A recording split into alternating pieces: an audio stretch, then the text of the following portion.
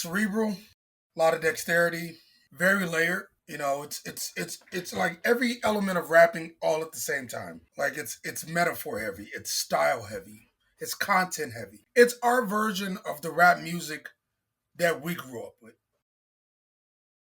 Microphone check, 1, 2, what is this? It's the 5'7" assassin in the podcast business. I am your host, Rohan Patra, the rap music plug at your service. Here we are again at the end of a rainbow. If you're a fan of the modern scene of indie rap, chances are you listen to artists that either have deep respect for, have collaborated with, or have been inspired directly by today's guests, Tomorrow Kings. Ever since their inception in the mid to late 2000s in Chicago, Tomorrow Kings, a rap supergroup comprised of Sketch 185, Collasoul Structure and I.B. Fokuz of Jyroscope, Malakh, Gilead 7, and Subliminal, have garnered immense acclaim and adoration for their dense, thoughtful, and forward-thinking brand of hip-hop. In 2013, as parts of Chicago's hip-hop scene was making mainstream waves, Time Machine dropped and stood out as an entirely different beast. And now, a full 12 years later, the group has returned with their long-awaited follow-up album, Salt, which is, in my opinion, their strongest work yet and one of the best albums of the year. In today's episode, I'm joined by half of the group, Sketch 185, Subliminal, and I.B. Fokuz, as we dive into the Tomorrow Kings sound and guiding vision, the creative process behind Salt, and the group's lasting influence and legacy. The Rap Music Plug podcast presented by QLC TV is the remedy to the I don't have anything good to listen to problem. Through in-depth artist interviews, album reviews, and general rap commentary on the best that the underground rap scene has to offer, this is your one-stop shop to knowing what to add to your queue, play next, or pop into your record player. Welcome to the show. Tomorrow Kings, how are you guys doing today? Beautiful. Peace. Doing well. On this side of the grass, so can't complain, you know.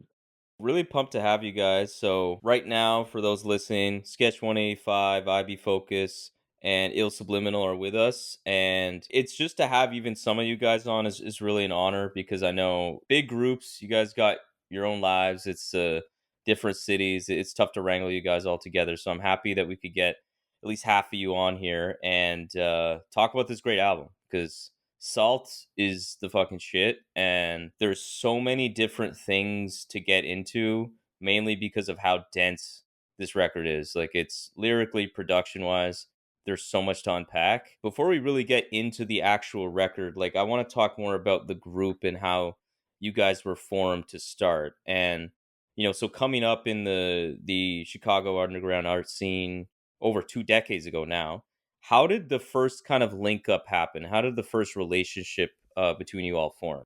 I'll kick it off and pass it to you, Sketch. We all kind of met each other through open mics. That was kind of generally the connection. And so we all kind of, like, in our own right was like searching for open mics to crush and earn our chops and earn a respect, and really kind of just showcase what we could bring, to the scene. And so I know that I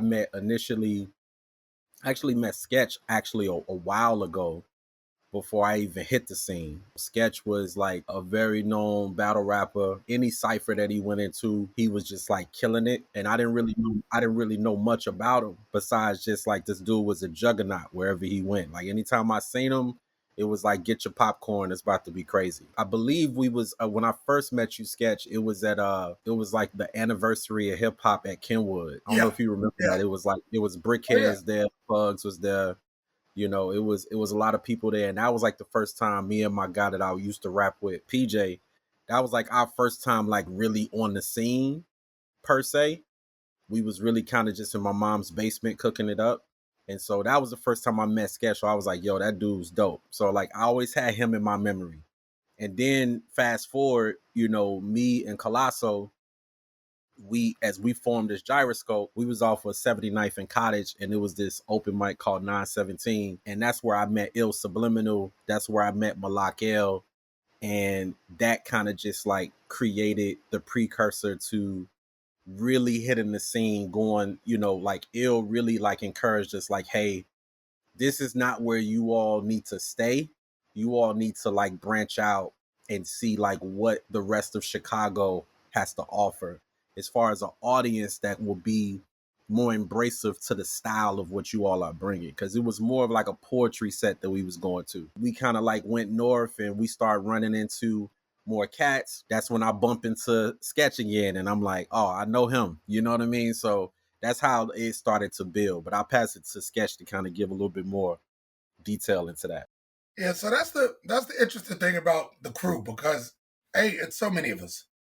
And B, we've known each other for so long that we have overlapping stories, but something similar. Where me, I did a lot of battling, did a lot of freestyling. The way I met Fokuz, that's true. Gilead 7, on the other hand, I met him at the Fantastic Damage in store at Virgin Records in a massive cipher. I remember, because like LP was there, ASAP was there, Lift was there, RJD2 was technically there, but he wasn't rhyming, and so he didn't stick out. You know what I'm saying? And then there was just this crazy like 20, 30 person cipher, and everybody going back and forth, and I'm me battling, because that's what me and my homies did. And we met Gilead 7 then. Malakh L, I met through battling. He battled one of my homies, then me and him battled twice at a club on the north side back when I was 18. And I randomly met Collasoul Structure at an event at Columbia College, which is a spot down the way from my college in high school, because they had something every May that was free, and it had free food. And I was very hungry after school. So I rode in there to get free food, and I saw people rapping. Then later on, I found out at an open mic that Collasoul Structure and I.B Focus were a group. Oh, sick. Yeah, like ran into them together at this thing called the Lyricist Loft that our friend used to run. And that's where I first met Il Subliminal. And me and Il Subliminal ran into each other at an MC battle. Yeah, because social media at that time was more of a recap than it was an in the moment thing. Mm-hmm. Because if you're on MySpace, you weren't on MySpace while you were out at the party. You were posting what happened at the party the next day. Yep. And stuff like that. So, you really, you had to be there. But yeah. Yeah, it's really interesting that the way you guys met, I'm pretty sure every single story you just recounted, all of it was related to music. Yeah. It wasn't just like, yeah, like one of them, like, oh yeah, we worked at the same spot, or like I lived near them. Well, I guess you guys did, but that's wild that it was all in the flow of like actually creating music and engaging in the scene. That's unique. Oh yeah, and technically we didn't all live near each other. We just all lived on the south side. Yeah. Mm. South side is bigger than most major cities. Yep. Me and Collasoul probably is like the closest story where we both went to the same high school. There you And go. so we was in the same division class, you know what I mean? So, we was in the same division class, and like I was like really kind of certified the only like hip hop head up in there. When I say hip hop head, I'm talking about like I was probably the only person in high school listening to ASAP Rock and listening to Atmosphere, listening to Cannibal Ox. And so when I came into division class, I'm rocking like LRG before LRG hit the scene. I'm rocking like Triple Five Soul.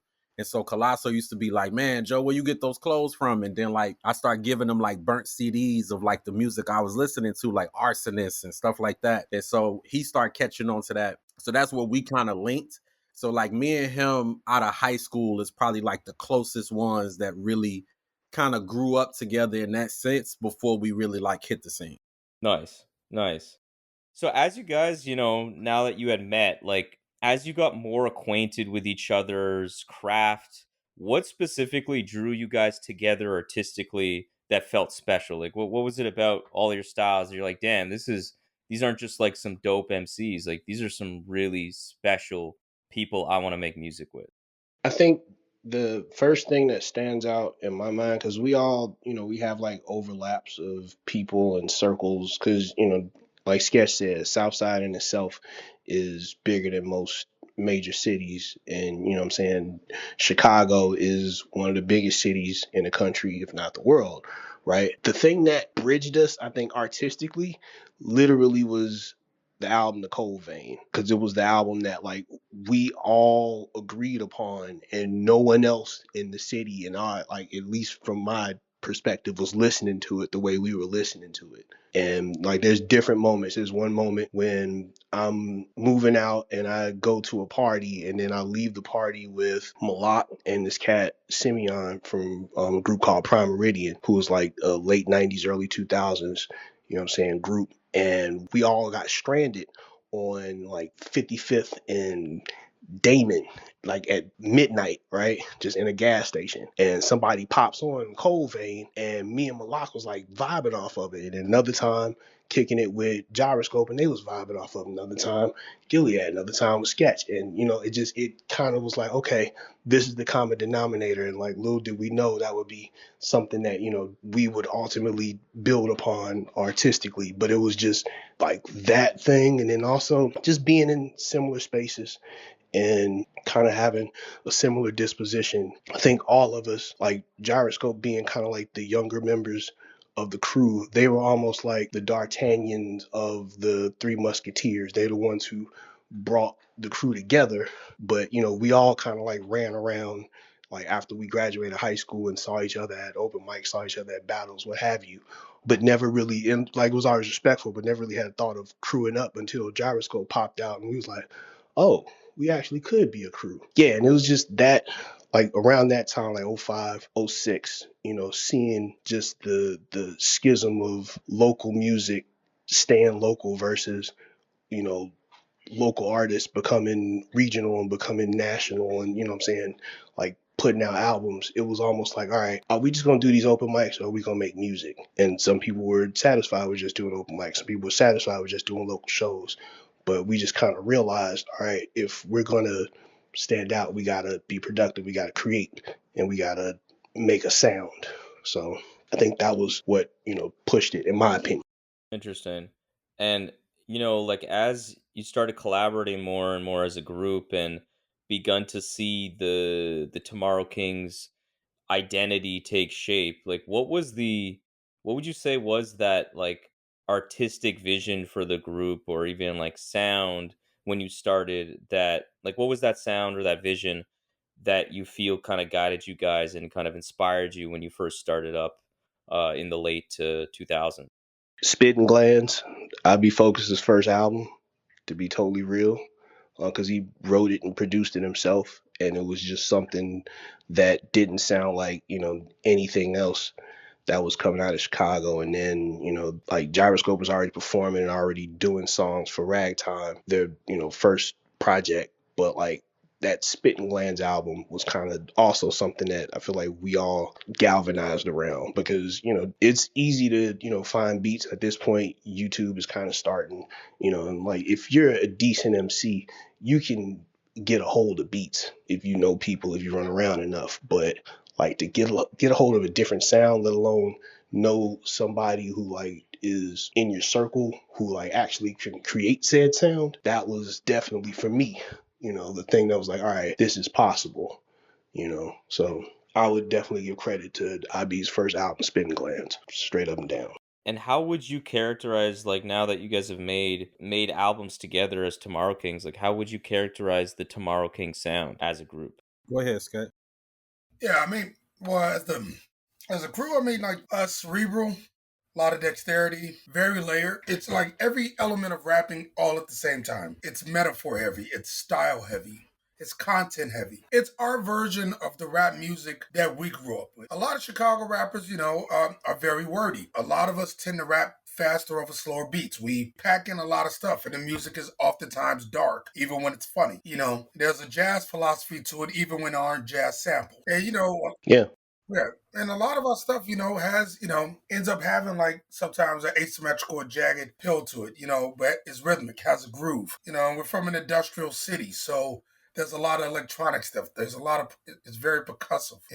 I think another thing is like you kind of heard it from all of us, and honest ill for saying that we were truly fans of each other, Yeah. and we all kind of had our unique approach to it, and we was galvanized by that. Like Yeah, yeah, Chicago has such a melting pot of different type of artists, but there was those certain artists where you was like, man, Joe, like not only is he authentic, like he's really a master of his craft and whatever he's creating. You know what I mean? And so I think when you talk about our sound, I don't know if the brothers agree with this. I think they would, but it's like our sound wasn't planned. no, Our sound was very organic.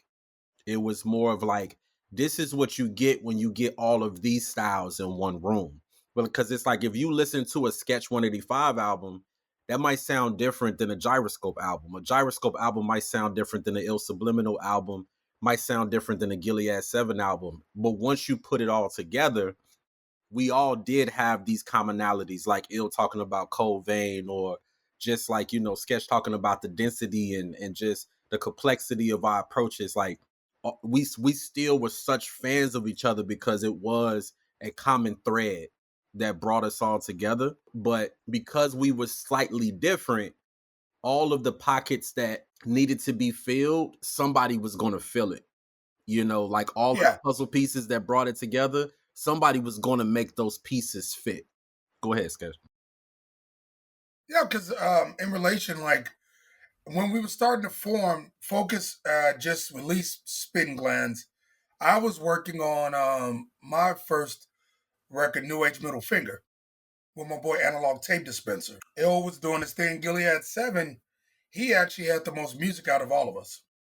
But I think at that time, I.B Focus and him was starting their record Advent. And he had just released this record, The Dark Room. With that, we started to figure out our sound through the first mixtape we did, which was industrial music, which, actually was a good way of seeing where our brains were. Because, we all brought our beats and ideas from our different approaches in life. You know what I'm saying? Because we all kind of had different camps too. Like when I met them, I was already in one or two groups with homies. Some of us battled, some of us just did left field rap. Same for Gilead 7. Same for Malakh and Subliminal. But I know there was overlap between their crews. That's where we started to just, go, I like these beats. And somebody go, I like these beats. And then, one thing that really changed everything, we started taking songs like indie rock and industrial songs and giving them to IB Focus. And he would chop them up and we would rap to them. And the thing is, there was just this moment where we were hearing these songs and going, yo, this sounds like something you could rap to. And when we started doing that, there became this through line to where our brains connected, like where we all kind of saw the same vision, if you get what I'm saying. And that kind of helped sculpt the sound too. Moving into doing Nigga Rick Time Yeah, Machine. it's really cool how like even when I visited Chicago last year, I think there's just something about Chicago, the Midwest, like it's like a melting pot. Like people say New York's a melting pot. It is a melting pot, but like the way Chicago's a melting pot is just different. Like I feel like you guys exist in these let me say it this way. I'm sure since you guys live there and have like grew up with the music, you guys can identify without even knowing like when an artist is from Chicago and like specifically in rap probably. But like as an outsider, I find it's not as always as easily identifiable, and the ways to identify it are more in the nuances. It's more in like the details and like the way you guys are, the sound influences, like the industrial music, the electro, like it's so fucking fascinating. I think you guys just like embody that on all of your music. Like it's just really creative. It's not just a bunch of great MCs together. We're gonna get some boom bap drums and you guys are gonna spaz. Like you guys do some of that. There's like Barbarian Butter, which like feels like kind of hits that thing. But then there's just a whole bunch of other crazy shit. And then on Time Machine, that's like really out there even more from the kind of synth way. It's just really impressive. I just like how you guys embody the Chicago sound in your own unique take. Yeah, thank you. I mean, like Chicago's had MCs here for a long time, and it can be there's certain styles that came from Chicago that are very prevalent there. And we represent a couple schools of thought, So like depending on the generation, we can usually pick them out. If they're from Chicago. There's a certain approach to detail and a certain way of putting syllables together and things like that. I appreciate it, but yeah, like we just decided to do the heaviest version of what we came up Yeah. with. Heavy's right. Heavy's right. I think another thing, I'm sorry to interrupt you, but just another No, thing I no. want to emphasize is that, over the course of the years, Chicago has been perceived as just this when it's commercially put out to the world, right? So, like, you had the Twist or Do or Die, Infamous Syndicate type era, right? And then you get into this like Kanye West era. Now it's like the drill era. We just was nerding out on rap, but we was still on the we was still on the same blocks. We still seen the same things. We still experience missions. You know what I'm saying? Like we've seen death, we've seen all of these things, right? It's just Yeah, that we really nerded out on rap. Like we really had a high level of appreciation of how to do said thing, opposed to it just being a streamline to vent or a streamline to connect with people. Like we was just the ones that really nerded out on the quality of it, but we still come from the same space. So you're still going to hear that message. You're going to still hear those intense images, of in the imagery and see all of these things that were really conveying the same message, but just at a very high level. You know what I mean? yeah, but Go ahead. Go ahead. also and additionally focus. I mean, it isn't universal because there's so many of us. None of those dudes outside of Twister were people I looked up to, and I looked up to a lot of Chicago rappers. They just weren't them. You know what I'm saying? Because we had a full scene. We Right. had Master Stereo. We had Vodkill. We had Juice. We had Prime Meridian. We had Necrobats. We had Rubber Room. We had Typical Cats. You know what I'm saying? We had Mental Giants. Which Akbar. All Natural. So on and so forth. Like there was Slaughterhouse Five. There was like a heavy local scene. And I just say that because like those dudes tend to get a lot of respect, and that's cool. But that wasn't us, and that wasn't a lot of us. And very specifically, when we were coming up, we weren't trying to fucking act like Twist or Do or Die. That wasn't where it was. We're Southsiders. Like we're from the same city. We're from a different part of town. We grew up not too far from where a lot of jazz happened. Sun Ra used to do shows on the South Side. It wasn't just gangster shit. Niggas had books too. It was just like those are things. Excuse me, but that's one thing I really have to impress on people. Because a lot of times when we talk about Chicago scene, it's always involving famous people that we should like.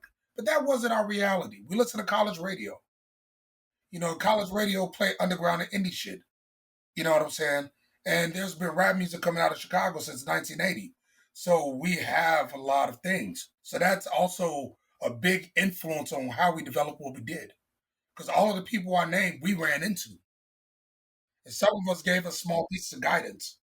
Yeah, and I appreciate you pointing it out, Sketch, because I really think is value in showing the juxtaposition of that, right? Because that's what people know on the out. Because the reason why I said that is because I know you was pointing out like what is perceived internally versus what's perceived on the external perspective of what Chicago is, right? And from the external point, you only get what you receive, But when you're in the local scene, my introduction to the scene was everybody that just Sketch just named off. And so it immediately became an underworld. It became an underworld that, like, literally, as a fan, you kind of held to the chest, like, man, I know something that you don't know. Like, when I mentioned, like, when I was at high school, like, I had pride in having my CD Walkman when you could, like, throw 150 MP3 songs on a CD. Like, I had pride of listening to 150 songs that I knew nobody was Nope. listening to in my high school. Like, it was Yep. a pride behind that.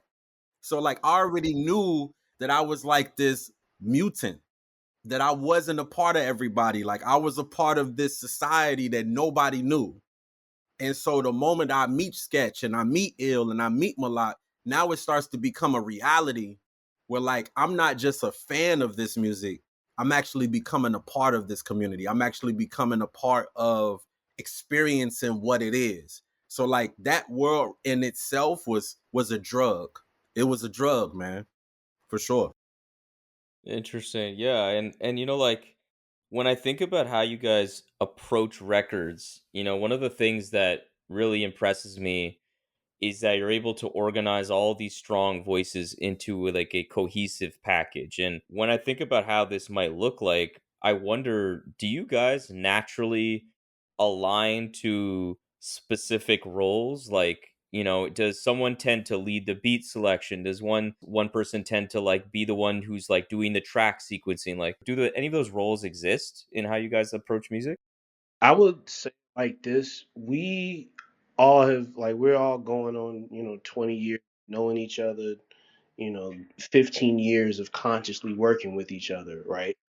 And one thing that I think that has helped, especially when we first like consciously decided we're gonna be a crew, is we got together once a week and just listened to music. You know what I'm saying? We brought some food, we sat down, we listened to music. And then after a while, people started bringing in different beats that they might have been working on. We shared stuff that we was working on, and then we saw the common denominator from that. Now, there's definitely been moments where, one person was like, hey, all right, I see what you're working on. I got this over here. We should do a track. And like, Colossal and I.B should jump on it, or maybe Gilead might sound good on this one. You know what I'm saying?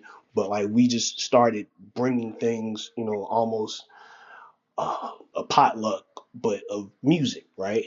And that's kind of where we did have a project before industrial music. It was a compilation album, and it's crazy because Yeah. nobody can find it. And it's called On the Throne Since Yesterday, Volume One, right? And it only came out on CD. We didn't put it on Bandcamp or anything like that. If anybody can find it, like, you know, send us an email, please. Um, and that was, kind of like the first time when we, really, really was like, all right, what's the common denominator between what we're already doing, and then industrial music was like Sketch said, taking these industrial sounds, taking these, what I'm saying, non hip hop associative sounds, but finding the hip hop element in it, and then pulling that out. And then also it was a mixtape, so it's like the format of all right, we're gonna take a couple songs too that people are rapped over. We're gonna flip them and let you know that this ain't normal, you know. And like I probably out of all of our projects, that's the one that I probably enjoyed performing the most because it was always cool just to see people surprised when they heard us rapping over this and then rapping over this. I mean, it was just a really fun live experiment, but we all just was like, all right, we got to bring something to the table and we got to contribute just so that we can create this new sound. Because I mean, everybody wanted to sound like whoever was famous at the time, right? And everybody wanted to try to I almost call it the James Brown effect. Like if you look at black music, whoever's the most popular, whether it's Muddy Waters up until somebody from today who I like the Weeknd or somebody, everybody follows their template when their time is popular. We was like, no, we try and do some other shit because we want to stand out and we want to exist outside of time, which is where Time Machine comes in, right? Because we're starting to realize now that we've been doing this for a couple of years, starting to see people fall off, and we're like, oh shit! Shout out to Vile, he saw what we was doing, and he sent us, what I'm saying, some beats. And then we put together a couple more beats, what I'm saying. We got some from AM Breakups, we got some from few different people. Coast, DJ C Now, who, was DJing for us at the time. And then Val came back and was like, all right, y'all built on that. I got some more beats for y'all. And then the album itself just literally became this time capsule, that we were just trying to create the best sound we could in that moment. Little did we know that people would still be listening to it to this day, right? But it's just the nerding out and the really really wanting to contribute something that wasn't there before, something that everybody's talked about industrial, everybody's talking about jazz. There is a blues element to it too. My favorite moment from Sinners is at the end when old boy drives away, and then it's like, yeah, and he grew up to become Buddy Guy. You know what I'm saying? And just how important the blues is, you know. But a lot of people don't know Buddy Guy's daughter is Shauna, who was a part of this group, Infamous Syndicate, but also got signed to Disturbing the Peace, to Ludacris, right? One of the best MCs Chicago has ever produced, because she came across having this honest talent of, a legend being her father, right? Yeah, like I just saw Rich Jones perform where I'm living at like a few months ago, and I was like, man, something I realized about Chicago is like we got, you know, similar genres and everything like that, but everybody's music, whether it's gospel, whether it's easy listening, whether it's blues, whether it's pop, whatever, we sound like we're committing a crime. It's just a little bit of an edge that, you don't really see coming. You know what I'm saying? So yeah, like there's so much that, I could just talk about music and just the stuff that we was listening to for hours, because that's really what brought us all together, just listening to music. It's plain and simple. Yeah. I think that's another title for a song, but we could put that in the tool shed. Yeah, Also, definitely.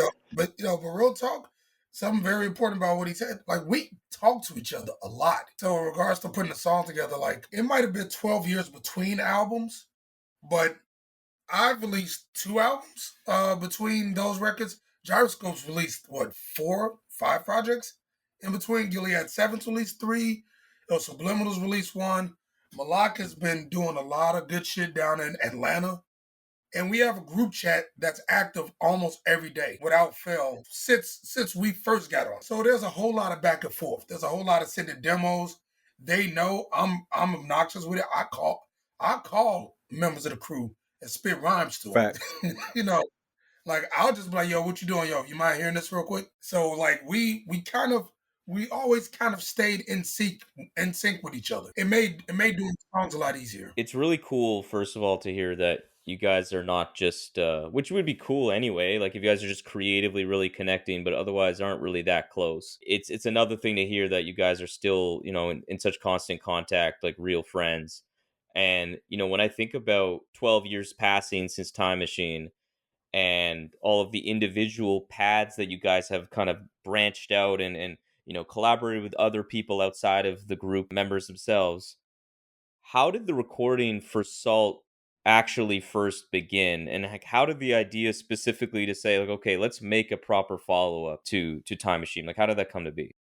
To be real, I don't think we were trying to make a follow up to Time Machine. I think that we were all trying to figure out, just at this moment of quarantine in 2020, how we would keep our sanity, to be real. Interesting.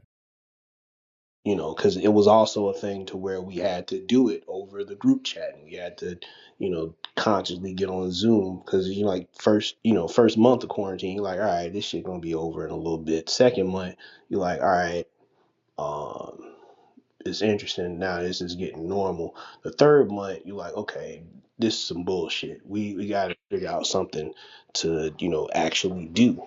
And so, we're calling each other, texting each other, what have you. And, there's the producer, Aoi, and thank you to him for, sending us beats.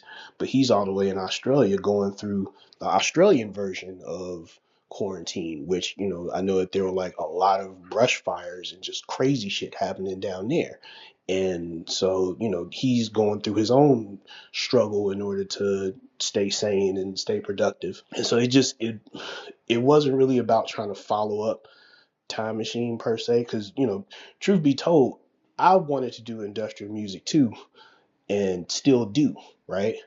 But that just wasn't what happened. This is what happened, and it was just this moment, and we were like, all right, we just going, in order to stay sane and stay connected, we gonna create right now and just see what happens. Yeah, no, go. I think it kind of took on a life after that. Like Subliminal's not lying at all. Like that was really the basis. And because we stayed connected, it was very easy for us to find solace in that. I think it started to become real is when we start getting the production from Aoi. And when we start hearing the verses being shared with one another. And I remember it was a moment when Sketch was like, I think it's about time that we create this next album. Like I remember that like in a text somehow, some way in the WhatsApp. We was just like, man, I think it's about that time. And I think there wasn't even really like a reply because everybody knew that it was right, that it was that time. And so the responses was not, yeah, we should do it. The response was look like, yo, check out my verse on this beat. All right, check out my verse on this beat. Yo, check out this chorus on this beat. And then everybody just started like stabbing at it and just going crazy at it. And again, like mind you, we didn't really hear it all together until like what, 2023? Yeah, Like, so like we were just yeah, hearing versions. Like I remember Yeah, for the longest, like Red Summer was just me and Collasoul's verse for a while. I didn't even write the chorus yet. Like it was just verses. And like, like I remember when Sketch sent the news. Like Subliminal didn't even have his verse at that time. It was just Sketch's verse for the news. And he had the kind of chorus part. And then that's what inspired me. And I remember like when I wrote that verse, I think he said the same thing. Like he's hearing sirens and all of that stuff going on while he's writing his verse in New York. And I'm in Chicago where they like breaking into houses and stuff like that. And I'm like literally strapped up, like ready for somebody to bust into my house where I'm writing this verse. So like it was weird times, but it was like these verses were like the seeds being planted. And then we eventually got to a point where we're like, we wrote to everything, didn't we? But we didn't know how it sound. And then that's when we had to like, okay, this needs a chorus, or this needs a bridge, or this might need to be re-recorded. And then when we heard it as like a rough draft of everything, that's when we knew like, okay, we need to really nurture this to make sure that the post-production phase of it goes right. yeah. And AOA is an interesting situation in a respect of like, I met him in the flesh 6 years ago when he was visiting with his lady at the time from Melbourne. And, we did a couple shows together, got drunk, and he started talking about, doing a project with me. But I kind of went, well, me and my boys are kind of working on something. Admitted we hadn't talked about it yet. But I was just, but I heard the sound, and one of the toughest things, no major offense to everybody, but one of the toughest things we ran into was find a production we liked overall. Like, we had our own stuff, but like just the type of shit we really wanted to rap over that really fit what we do, and we couldn't find it too often. And it also wasn't where like a lot of producers in the US were. I'll leave it at that in that respect to not diss anybody, but it just wasn't the style we were going for. But he's not from the US, so he wasn't really trying to keep up with our trends. He was just doing what him and his boy did. He'd actually did a remix for us 12 years ago on NRTM on a remix album where his boy Das4GW did the beat and he did all the cuts. So we'd already had a little bit of a relationship with him going into this. But yeah, like, of all the beats that we had been given over the years, those are the ones where we all agreed. We were all just like, yeah. And the more we did, the more he gave us stuff. And it was interesting because we often picked stuff that he didn't like. Well, some of it. He actually didn't like No Brands. And that was the first thing I wrote to for the record. That's one of my favorites. And one of the first joints that I think as a crew we heard before he started sending us beats, he had put out a beat tape on Yeah. Bandcamp, and we all gravitated to Regicide, and it was called Regicide. And we was just like, yo, this is crazy. And so I think in like 2018 or something like that, we had a show. It was like the last show of this place called Tonic Room that's now called the Golden Dagger. And we was featuring for that set. I remember I had to like go to Houston like literally that night. Like it was a crazy night. But anyway, we opened up over the beat Regicide, but not with the verses you hear. These were like random verses that we had from different projects that we just was going crazy over Regicide. And so Regicide just like was like it was kind of like the spark to like starting to for him to be like, yo, like we need you to send us more of that. Like send us more beats like that. And so Regicide is definitely one of those pillars that created what you hear in Salt. Yeah. Yeah. And we got Thoughts Most Intrusive for the same beat tape. Oh, fire, fire. Yeah, I love that beat too. And like there's a lot of things you guys are saying here that's bringing me to some of the lyrical content, and then the production approach to Salt.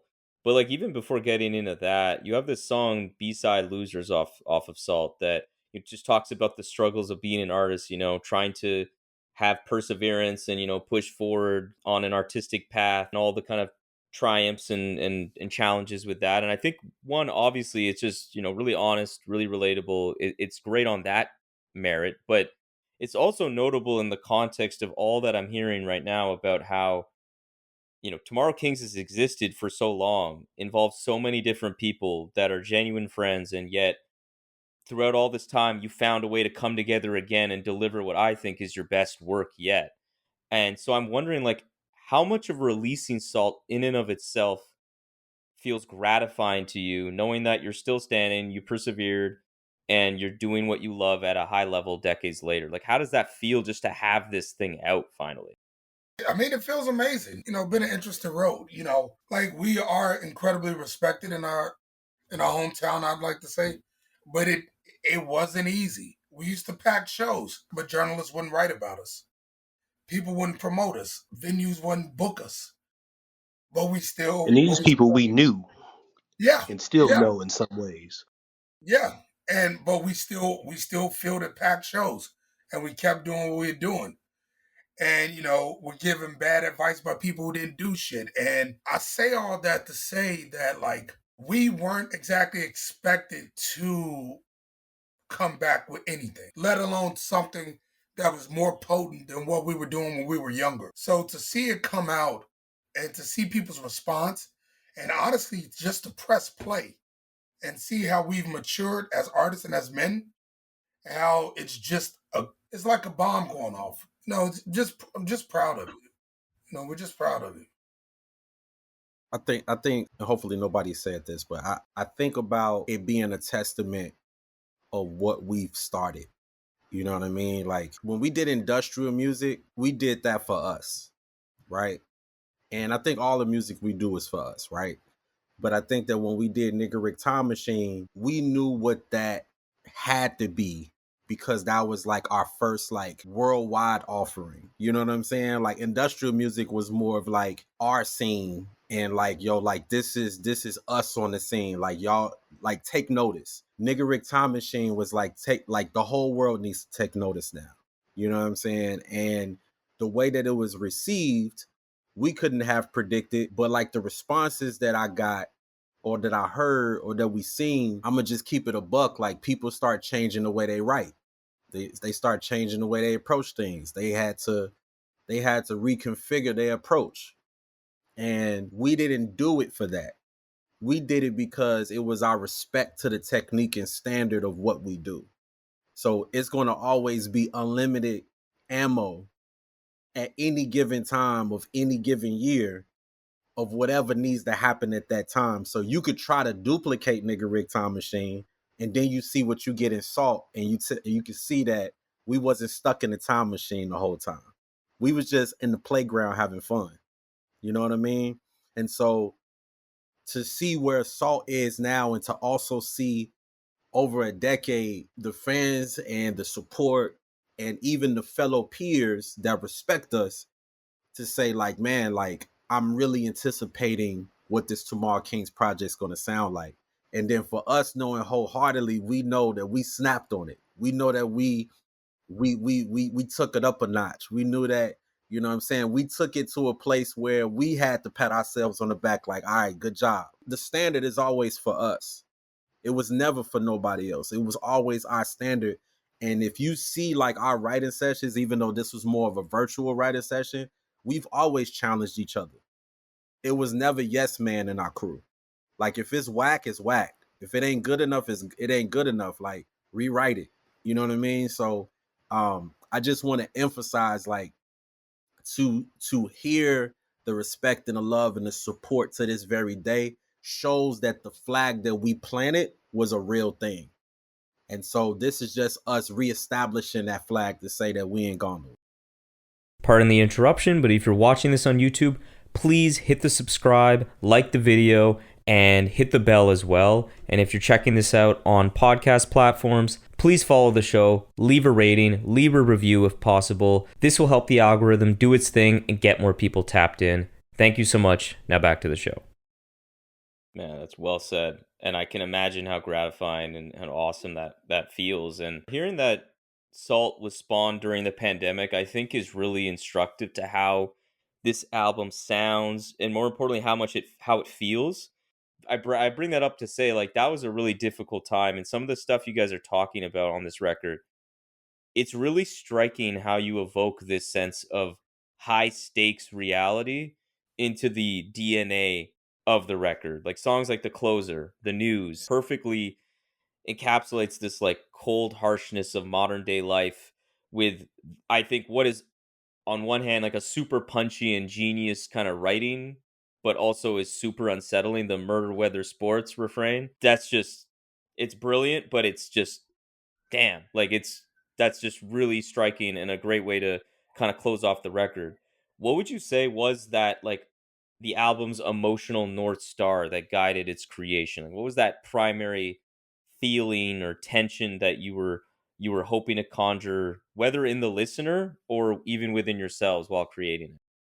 Truthfully, I would say, and I.B Focus brought this up. The way that the news was at first, it was literally Sketch's verse, it was Sketch's hook and his refrain, and it was something that like really, really galvanized us. And Sketch was the one who brought the title of the album. Then Regicide, which was still one of my favorite beats on the album, and just the fact that we were already listening to that.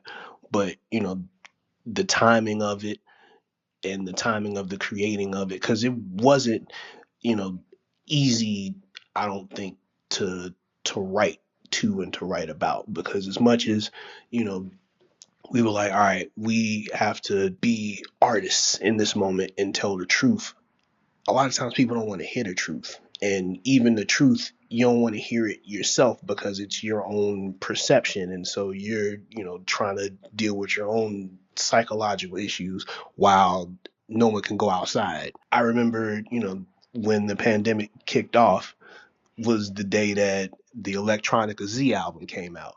And, the whole idea of the Prestige, never coming out. But then this album drops on the day when they tell everybody to go in the house. It's just like, all right, now I'm really paranoid. And so all of that gets infused into the writing of this album, and all of that, gets infused into even performing it now and like listening to it. So I think it's just, we were just trying to be honest with the moment. I think Time Machine, we were like, all right, this has to stand out from the moment of 2011, 2012, when, you're seeing a lot of Chicago artists get, exposure and popularity and whatnot, and, Fake Show Drive and everything. This was the total opposite. This was like, all right, this moment in history that we're living through, we don't know what the fuck is going to happen tomorrow. So this could easily be a message in a bottle, last will and testament. We don't know, but we're going to make it, because if all else fails, we know we can do this. I think that's just where the urgency came from. And yeah, I don't know if, y'all got any thoughts to that, but that's pretty much what was going through my brain. Go ahead, Sketch. I'm gonna go after you. Yeah, one of the big things in relation to it, pressure. Just pressure. I was dealing with and still dealing with health things. And one of the constant things they would tell me was be careful about my salt. Come to find out my sodium wasn't an issue.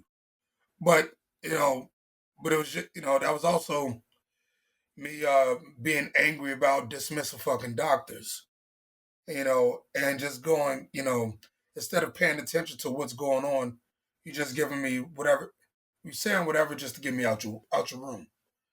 And, that cause issues of stress, that cause issues of pressure.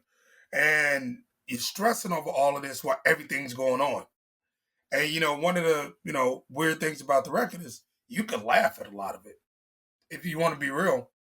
And like, despite how heavy it is, just the through line is just tension. Like the one thing that hopefully we maintain throughout most of the record is a sense of tension.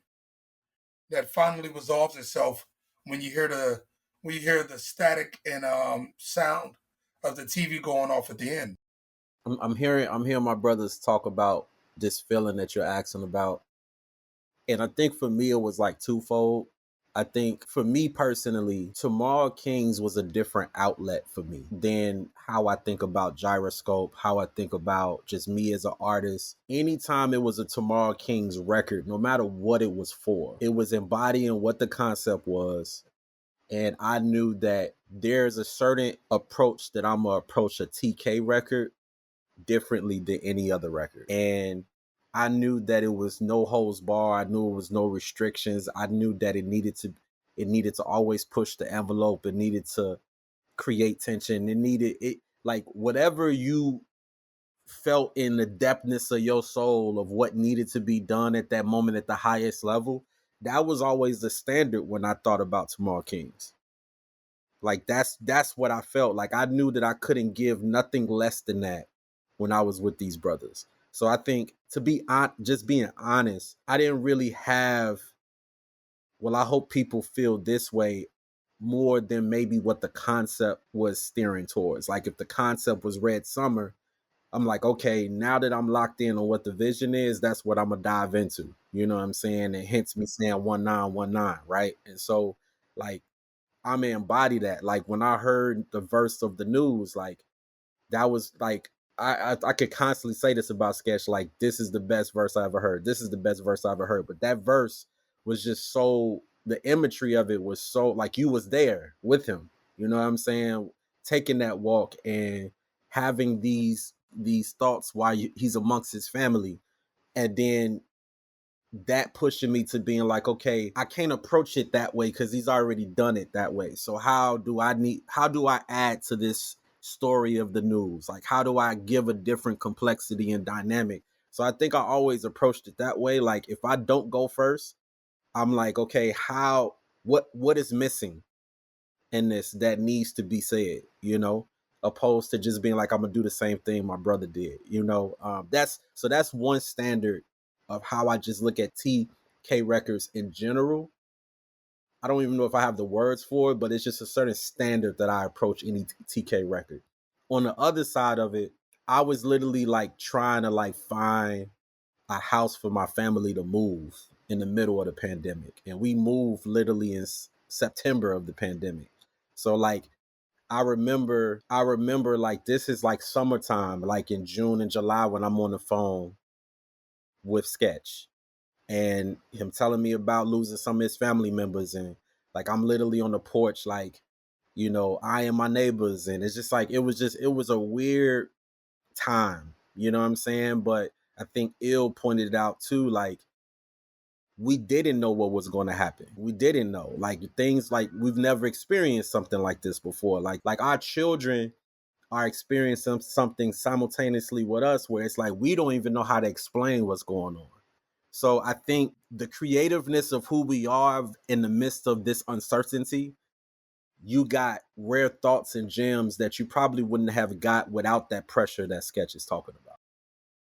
I think it's so well said, and I think someone mentioned it earlier about how like the way you guys approach, or kind of the way you guys envision the group, it's like you're so different, but you imagine that one person or the other is going to fill in and kind of that missing piece of the puzzle. And I think IB, that's what you're kind of getting at, where it's like, okay, Sketch took it this way, I'm going to find a way to add something, not just like use the same piece. And I can hear that we got a really rare combination of circumstances and skill all kind of clashing beautifully.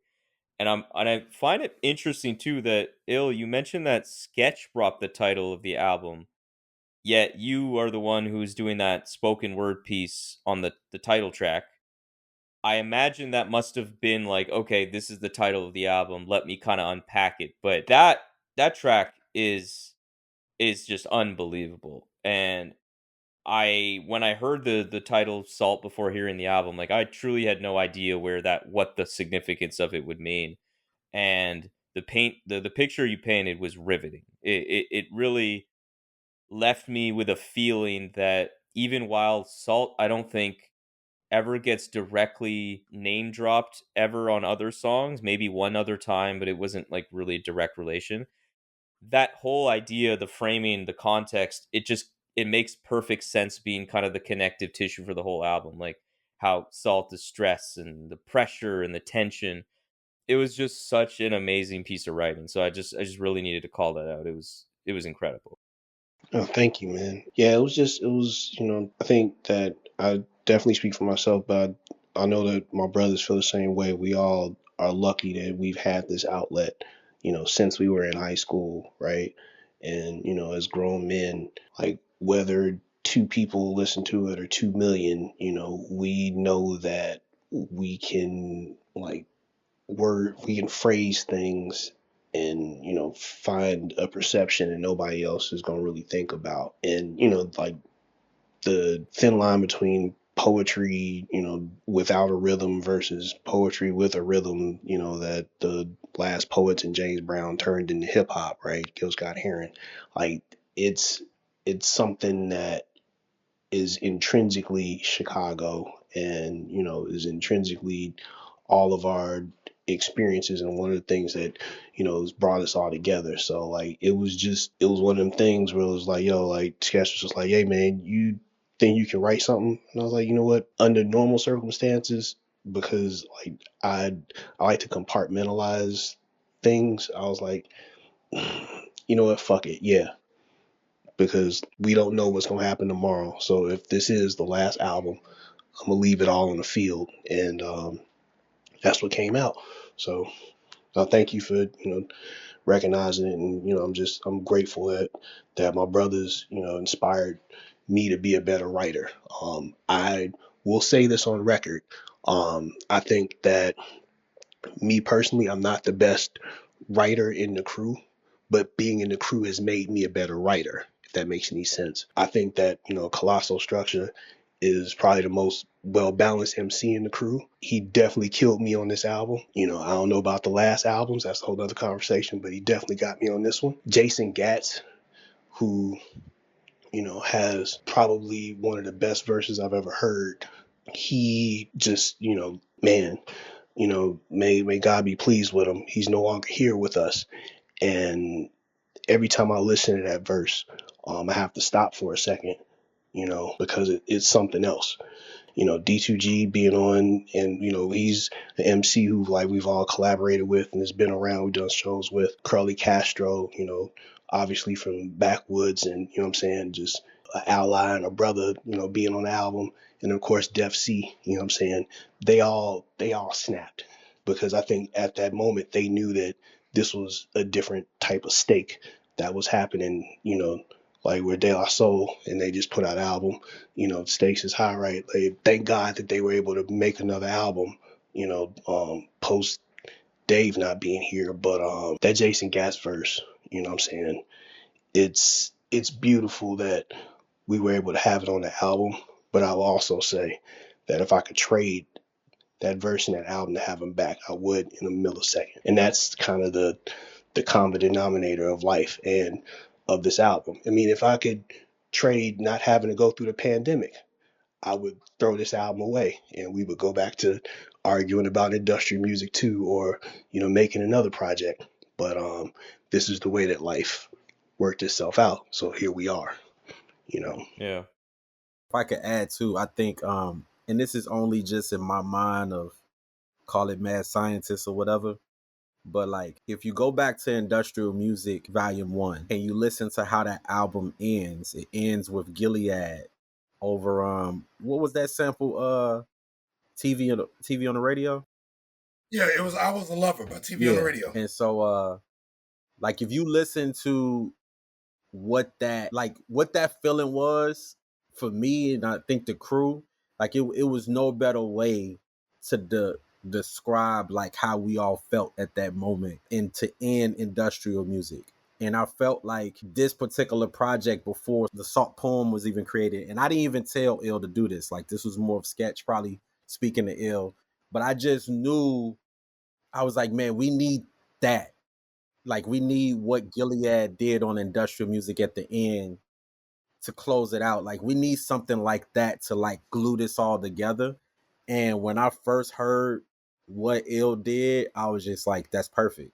That's exactly what I was dreaming of. Like that was what needed to happen. So I just wanted to put that out there. And Ill called me. It was like, yo, I got this. And he told me he had written a poem. And Ill, was it Red Fox? Was that who the sample was? Yeah, yeah. Yeah. It And was, we were just it's talking one about of my favorite jokes. You know what yeah, I'm yeah. saying? And like, you know, and it was great because Hopefully we don't get flagged for yeah. talking about it, but whole nother conversation. But the funny part is, I don't know if I believe we talked about it at the time. That joke was the reason for my first line on No Brands, completely unrelated. Yeah, yeah. Because he was talking about dying from nothing, and all of a sudden I was like, a vegan died from a stray bullet while jogging. I was like, that's just the funniest shit, Yep. you know. But with that, it was Subliminal. Like said he had this piece, and when he sent it in, it was crazy because it had the sample, but it was just a poem. The AOA built everything around it. So we heard the final version around the time we were hearing some of the final Wow. mixes. Am I mistaken Goosebumps. about that? Goosebumps. That I Yeah, Yeah, really am having yeah, goosebumps right now thinking about like the ending with the piano, just like as you repeat the salt strat. Like it's the instrumental is perfect for that. yeah. AOA produced the hell out of it. Me produced the hell out of the whole album, but that one especially, just to go back and produce around it. Musically, it's definitely something that is as heavy as it is. Like it's beautiful to listen to. So yeah, thank yeah. you AOA once again. Um, Hey, yo, we got to give AOA props too, because he, other than producing and mixing, we all came up with how to sequence the record, but he had to sequence the verses. And I say that in the respect of some of the beats we rap to were 2 minutes long. So we all rapped to the exact same section of the verse Oh, okay. and the beat. Then he had to arrange it from that. he really And produced this album, like for yeah, That's real. a huge endeavor. like, yeah. And sometimes we would have to tell him which order to put our verses because we're very specific about the things like once we have all the verses, we know when we write, we know what sounds like the first Hmm. verse. And you kind of know what verse sounds like it should be the last verse and things like that. And because you know what your brother just said, you go, all right, I should probably go right after that. Yep. Or maybe Ill should go right after that. Or something like that. And we know that because one of the first things Focus actually oppressed upon us when we got together is to not just do rap songs about rapping. So most Yeah. of what we do is about subjects. So when almost everything you do is about subjects, you become very intentional on how you order things. And it's one of the reasons it makes it easier for us to all be on songs together. Because like if it's six of us on the song, seven of us on the song, we all know that we're not just kind of talking about whatever the fuck we want. We know that there's a through line. I don't see to answer a question from a while back. That's one of the big things about it. Yeah, Aoi did his fucking thing, and I feel like he really fit like from a sound perspective the group's ethos, where it's like on one hand there's this really futuristic, forward thinking sound, but then there's also this like crazy gritty backdrop to his beats. They're like tough drums that kind of lend themselves well to like posse cuts and like battle rap fundamentals in terms of rapping style. And the variation of sounds on this record is incredible. um what was it about Aoi's sound that made you feel like he was the right musical partner to produce the full length of this record? Honestly, like it was a little bit of everything. Like it was the drums, definitely. That's a really big thing for us. That's what we rap over, to be real with you. Like his drum programming is great. His sample selection is dope. We get a lot of beats from a large swath of his catalog. So it wasn't just all from like one session. So that also gave us the ability to find production that fit us. and that fit each of our approaches. You know what I'm saying? Which honestly we hadn't got with a lot of producers. Like Barbarian Butter initially, I thought was gonna be a Malakh solo because I was talking to him about doing something, and and he was trying to figure out what worked. And then he called me. It was just like, "Yo, there's this one song." He played the beat and just ran through the verse, and I was just like, "Nigga, that's all you." And we heard it. Then L got on it. I.B Focus got on it, and that was just kind of the way things were. Like we just his production kind of hit those elements of style that we were looking for. And honestly, in certain respects, it reminded me of the Cold Vein, at least me, without sounding like it was ripping off LP. I want to add one thing, and then I'm actually going to jump off. I just want to say thank you for having us on here. The thing that stood out the most about AOS beats to me was texture, and I almost feel like it's a lost art, among producers. You can tell the difference between people who make beats, and then I went through a period where I was just making beats because I just had kids, and I just still needed the outlet, right? And just the things that you have to learn over years, right? And I'm definitely not there. Like I would say I.B is definitely more there. You know what I'm saying? Just the difference between someone's sound is definitely the texture, and the texture is usually from their life experience, from their found sounds of childhood and memories and nostalgia and all of that, but also just from their taste in just like the piano in the instrumental for the title track. I'm pretty sure he played that himself. If he didn't, then he's one of the best sample choppers I've ever witnessed in my life, because just the texture and the energy he put into it, and just the coloring he did to it after the poem had already been written, it was like, man, dude, like you really know what you're doing. So yeah, countless shouts out to AOA because he produced the hell out of this album, and it wasn't an easy thing, to be in another country and to be messing with, six dudes who, are very particular MCs and, like really, really lyrical.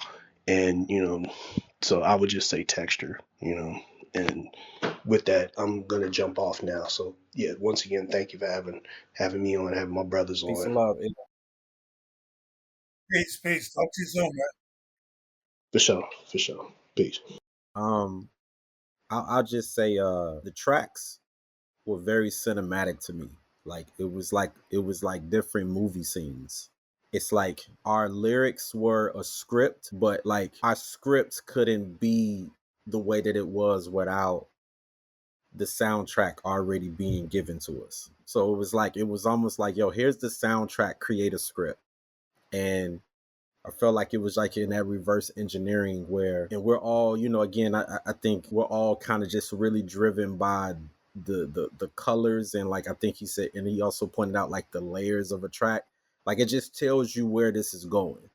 It tells you like where you could take it. You know what I mean? Like, are we chopping down mountains or are we digging up gold? Like, it's like sometimes the beats just tell you what needs to be done. And I heard it from Sketch and just paraphrasing, but he was just saying like, man, like this is what we always wanted for our project.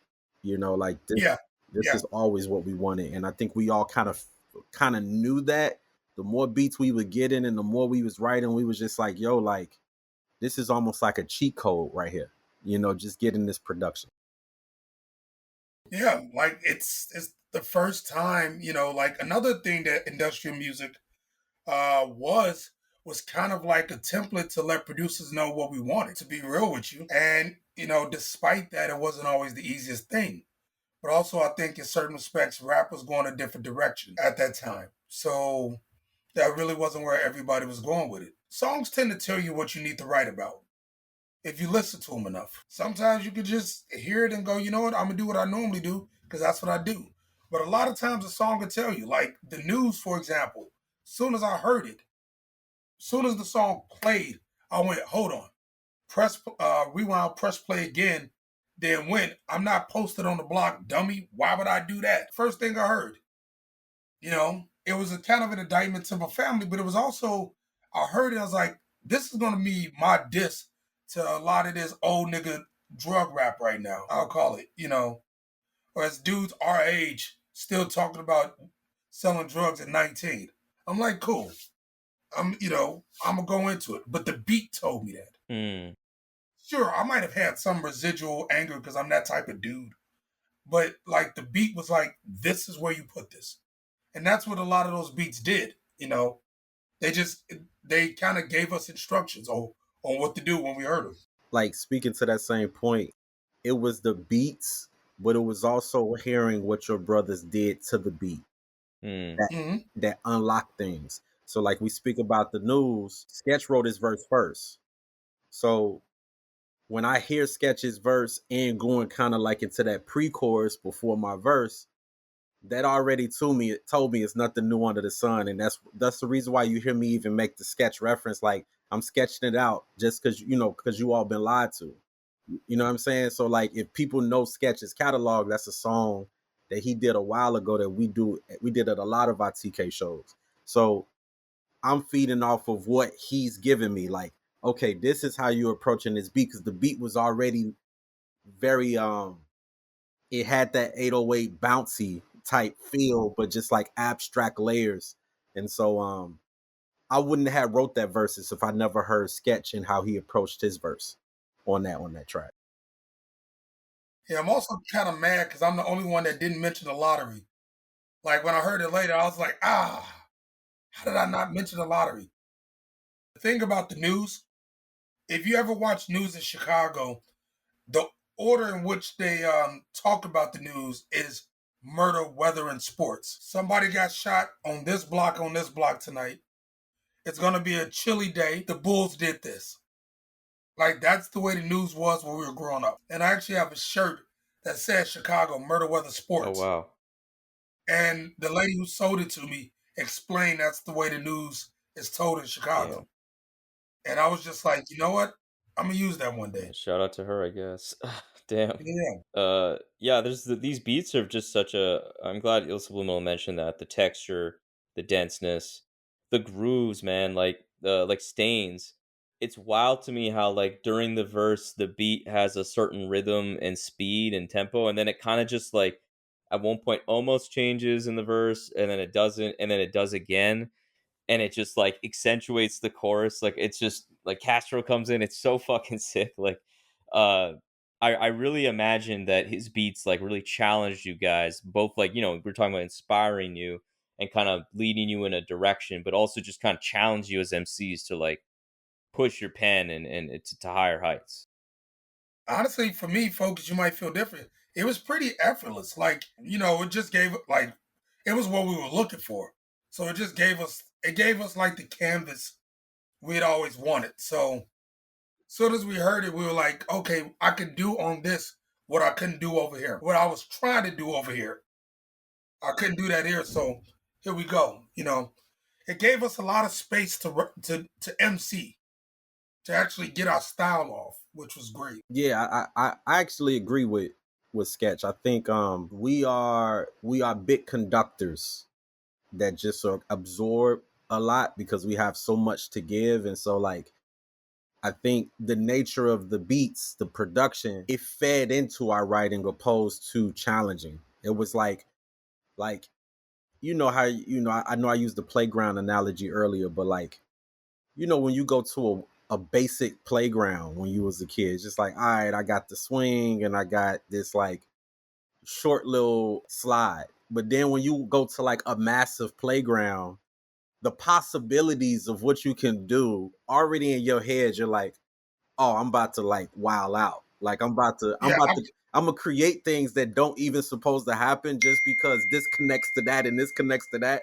So now I'm literally gonna just be in my imagination. And I think that's the best way to explain it. Like people could give you beats and you're like, okay, that's all I have to work with. Now it's more of me trying to create an atmosphere on this just like basic canvas. But when you give me a movie, like when you give me like all of these different things to work with, because because we're very technical. Like that's one thing about us. We're so technical with our lyrics and our approach that like if you have a little wind chime or you have like these like drums that come in every 5 seconds, like we're going to use that to our disposal when we rap and when we're like rapping in pockets. Like you're giving us multiple pockets to feed off of, opposed to it just being there just to be there for the beat.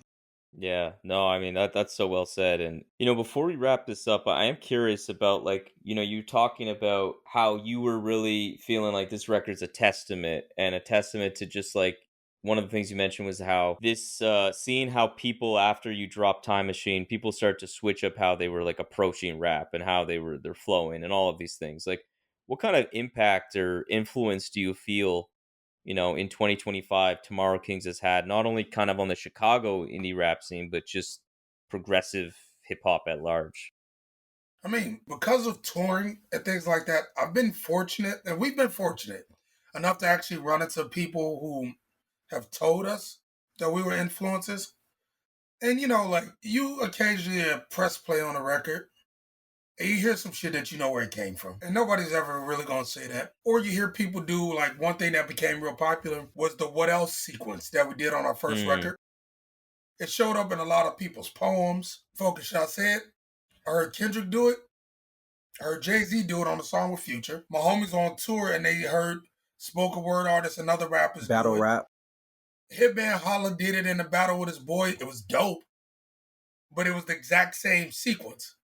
And that wasn't something mm, that just wasn't a thing before we did it. Not like a three, a 6 bar response thing. Not that. And we're not gonna get props on it. That's fine. But we know where it came from. And you get things like that. Then you get the younger rappers, like a Def C or Crash Prez or my homie RGB and like dudes who have given us props and let us know that we were an influence. And then, like before we left the city and when we come back, occasionally we'll see the kids with certain styles and approaches to being on stage. Because that was a major part of what we did. We tore down the house on stage. You see those things. And like you'll hear certain levels of texture. Or I remember years back hearing my homie Woods say Nigga Rick Time Machine, some new car smell. And Lucid mentioned the album on Crawl Space on Hiding Places. And I was just like, and those are the homies. You know what I'm saying? Funny enough, Lucid, because of scheduling, wasn't able to make it out. But he was supposed to perform at the Nigga Rick Time Machine release party all those years back. But Def C ended up getting put on because he couldn't make it.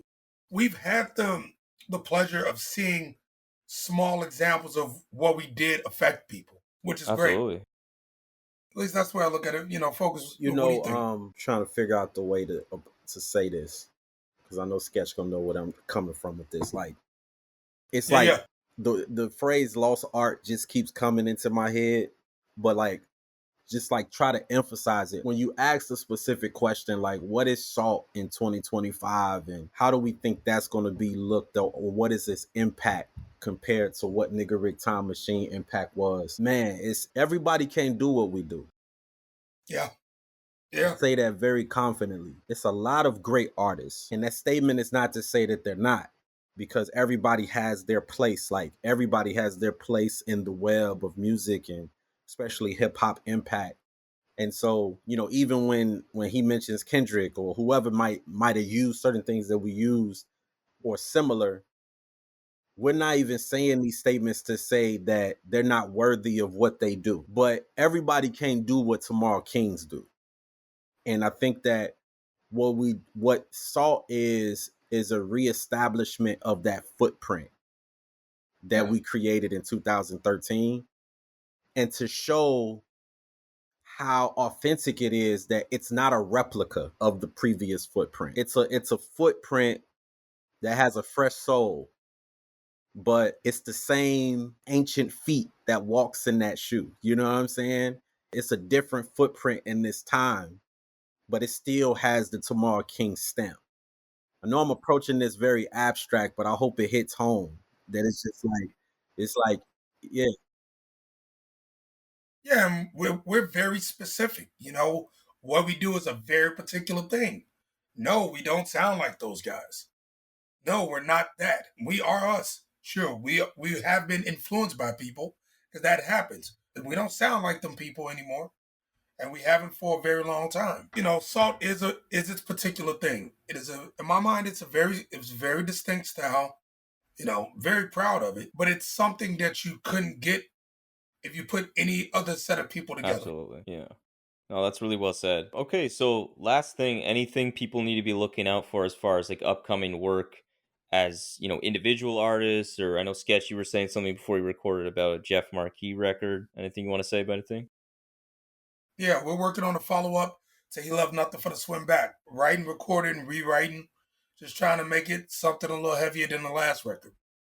So that's along the As far as horizon. Gyroscope, we have some projects brewing with Coase, who produced a track in Niggerick Time Machine. We have a project brewing with Spectacular Diagnostics. Oh, sick. We definitely in the lab with the Opus, who's going to be opening up at our album release party, which is December 18th at Shuba's Tavern in Chicago. Yeah, so Gyroscope has some stuff brewing. We actually are going to be collaborating with Gilead 7 as well.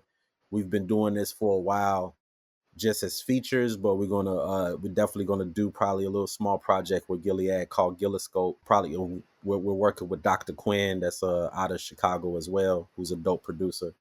So we got some stuff brewing on that end. And TK is still, we still got a lot of stuff that didn't make this project.